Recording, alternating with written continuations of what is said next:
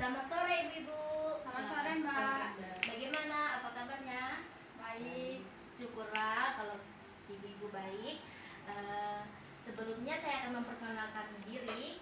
Perkenalkan, nama saya Anissa. Saya mahasiswa praktek dari Stikes RKZ.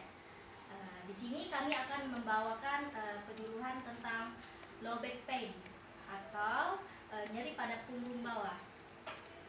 Baik, sebelumnya saya akan menanyakan, apakah ibu-ibu pernah mendengar apa itu nyeri punggung bawah? Belum. Belum. Sudah sedikit sih mendengar. Oh, ibu sudah sedikit mendengar. Baik Bu, apa ibu bisa menjelaskan sedikit yang ibu ketahui saja apa itu nyeri punggung bawah? Yang saya tahu itu sepertinya nyerinya di bagian belakang. Oh, nyeri di bagian mana? Iya, bisa juga ya Bu. Jadi nyeri pada punggung bawah ini adalah nyeri yang dirasakan di daerah punggung bawah. Jadi sebelumnya saya akan menanyakan, apakah ibu-ibu mengetahui apa penyebab dari nyeri pada punggung bawah ini? Tidak. Tidak tahu. Baik, saya akan jelaskan.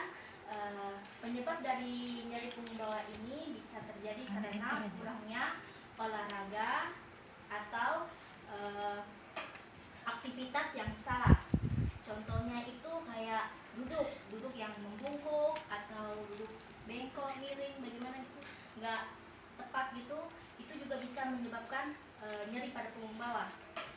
Dan juga pada aktivitas yang salah itu juga bisa dalam mengangkat benda-benda yang berat. Contohnya itu pada kalau ada benda di bawah, ibu jangan langsung membungkuk mengangkat sini, tapi duduk terlebih dahulu seperti ini lalu mengangkat seperti ini.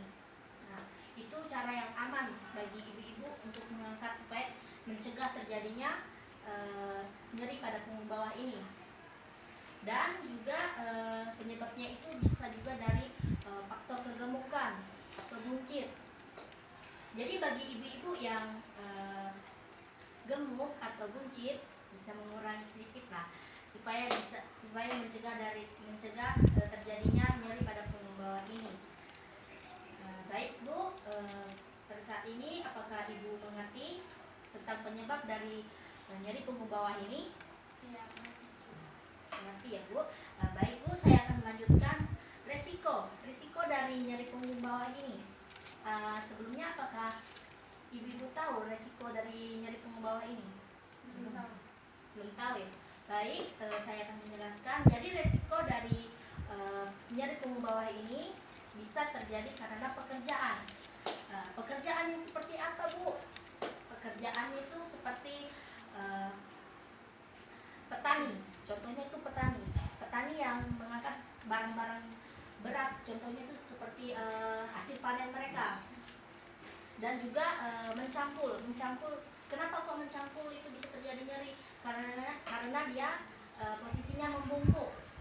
Nah, itu juga faktor risiko. Dan faktor risiko lainnya juga usia. Kenapa usia Bu? Usia juga bisa terjadi pada umur 25 tahun. Itu bisa terjadi.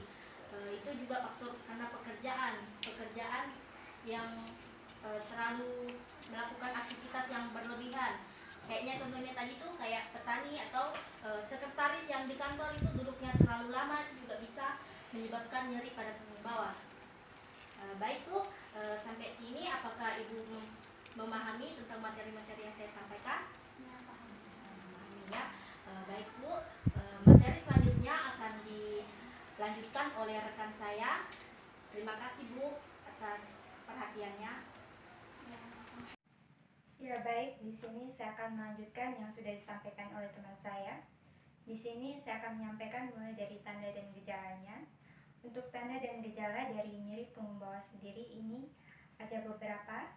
Yang pertama, nyeri di sepanjang punggung bawah. Ketika kita beraktivitas atau saat kita diam, nyeri ini akan selalu muncul.